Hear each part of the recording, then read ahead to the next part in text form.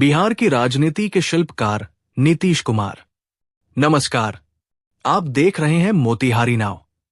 आज की इस खास पेशकश में हम बात करेंगे बिहार के मुख्यमंत्री नीतीश कुमार की, जिनकी राजनीति कभी इधर तो कभी उधर, लेकिन उनके व्यक्तित्व में हमेशा एक दृढ़ संकल्प दिखा। आइए जानते हैं कैसे एक छोटे से गांव बख्तियारपुर का मुन्ना बिहार की राजनीति का सबसे बड़ा चेहरा बन गया। 1 मार्च 1951 को बिहार के बख्तियारपुर में जन्मे नीतीश कुमार का बचपन साधारण रहा। उनके पिता राम लखन सिंह आयुर्वेदिक चिकित्सक थे और स्वतंत्रता सेनानी भी।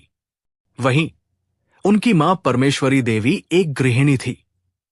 नीतीश बचपन से ही पढ़ाई में तेज थे। गणित उनका पसंदीदा विषय था, लेकिन 10वीं की परीक्षा में एक घटना ने उनके जीवन को गहरे प्रभावित किया।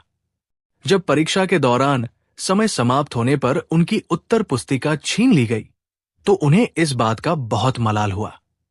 शायद इसी वजह से जब वे मुख्यमंत्री बने, तो उन्होंने परीक्षार्थियों को 15 मिनट का अतिरिक्त समय देने का फैसला किया।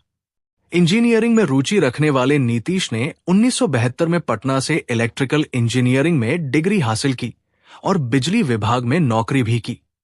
लेकिन राजनीति का जुनून उन्हें इस दिशा में ले आया।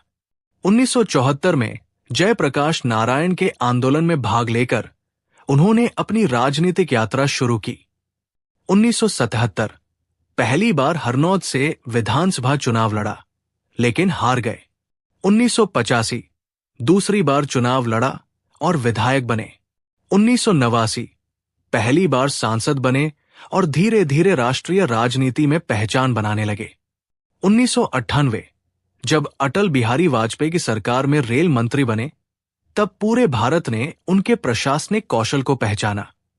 उन्होंने कई महत्वपूर्ण सुधार किए और एक रेल हादसे की नैतिक जिम्मेदारी लेते हुए इस्तीफा भी दे दिया। 2000 पहली बार मुख्यमंत्री बने, लेकिन बहुमत न होने के कारण 7 दिन में इस्तीफा देना पड़ा। 2005 फिर से मुख्यमंत्री बने और बिहार में सुशासन का एक नया युग शुरू हुआ। 2010 भारी बहुमत से जीतकर सरकार बनाई। 2015 महागठबंधन के साथ 5वीं बार मुख्यमंत्री बने। 2020 एनडीए के समर्थन से 7वीं बार मुख्यमंत्री बने। 2022 एक बार फिर भाजपा से अलग होकर महागठबंधन के साथ सरकार बनाई और 8वीं बार मुख्यमंत्री पद की शपथ ली। नीतीश कुमार को बिहार में कई बड़े सुधारों के लिए जाना जाता है। पंचायत चुनावों में महिलाओं को 50% आरक्षण, महिलाओं की राजनीति में भागीदारी को बढ़ावा दिया। शराबबंदी, महिलाओं की मांग पर शराब पर पूरी तरह से प्रतिबंध लगाया। बिजली सुधार, हर गांव तक बिजली पहुंचाने का ऐतिहासिक कार्य किया। शिक्षा सुधार, मुख्यमंत्री साइकिल योजना से लाखों छात्र छात्राओं को स्कूल जाने के लिए प्रेरित किया। सड़क और आधारभूत संरचना, बिहार की सड़कों को नया जीवन दिया। राजनीति में ना कोई स्थायी दोस्त होता है, ना दुश्मन। ये बात नीतीश कुमार के जीवन पर पूरी तरह लागू होती है। कभी लालू यादव के कट्टर विरोधी रहे, लेकिन 2015 में उन्हीं के साथ गठबंधन किया।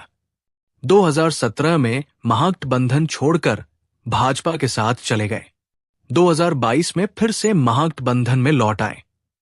अब 2024 में मोदी सरकार के खिलाफ विपक्षी गठबंधन तैयार कर रहे हैं।